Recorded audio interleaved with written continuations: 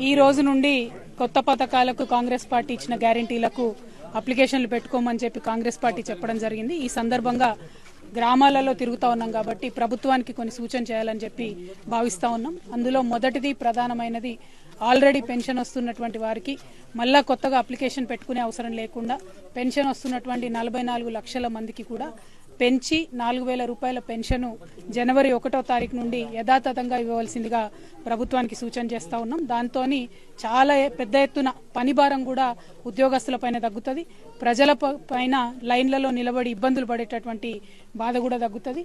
ఇదివరకే ప్రతి గ్రామంలో దాదాపుగా ఉన్నటువంటి మీ సేవా కేంద్రాలలో ఈ వివరాలన్నీ కూడా ఉన్నాయి కాబట్టి పెండింగ్ అప్లికేషన్ల వివరాలు ఉన్నాయి, ఆల్రెడీ పథకాలు వచ్చేటటువంటి వాళ్ళ వివరాలు కూడా ఉన్నాయి కాబట్టి వాటిని తీసుకొని తక్షణమే చేసుకోవాల్సిందిగా పెంచినటువంటి పెన్షన్ 1వ తారీఖు నుండి ఇవ్వాల్సిందిగా ప్రభుత్వానికి మేము సూచన చేస్తా ఉన్నాం।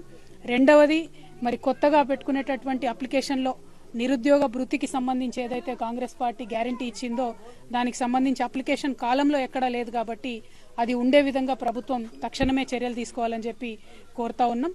అదేవిధంగా మీ సేవా కేంద్రాలలో ఇదివరకే పెండింగ్ ఉన్నటువంటి రేషన్ కార్డుల అప్లికేషన్లు త్వరితగతిన పూర్తి చేసి ముందుగా రేషన్ కార్డులు అందరికి ఇస్తే అప్పుడు పథకాలు కూడా అందరికి వచ్చేటటువంటి అవకాశం ఉంటుంది కాబట్టి రేషన్ కార్డులను తొందరగా ఇవ్వాల్సిందిగా కోరుతూ మరి ప్రభుత్వం చెప్పినట్టుగా వచ్చే జనవరి 1వ తారీఖు నుండి 200 యూనిట్ల కన్నా తక్కువ కరెంటు వాడేటటువంటి ప్రజలెవరు కూడా నిజామాబాద్ జిల్లా అయినా తెలంగాణ వ్యాప్తంగా ఉన్న ప్రజలైనా కూడా కరెంటు బిల్లు కట్టే అవసరం లేదని చెప్పిండ్రు కాబట్టి జనవరి 1వ తారీఖు నుండి 200 యూనిట్ల కన్నా తక్కువ వినియోగం చేస్తాం అనుకున్నటువంటి ప్రజలు కరెంటు బిల్లు కట్టకండి, లేకపోతే మళ్ళా మనం అర్జీలు పెట్టుకొని అది లేట్ అవుతుంది కాబట్టి కట్టకుండా ఉండమని కాంగ్రెస్ పార్టీ నాయకులే చెప్తా ఉన్నారు పెద్దలు కాబట్టి కట్టకుండా ఉండండి అని కోరుతూ ప్రజలందరికీ కూడా నూతన సంవత్సర శుభాకాంక్షలు। Thank you. జై తెలంగాణ।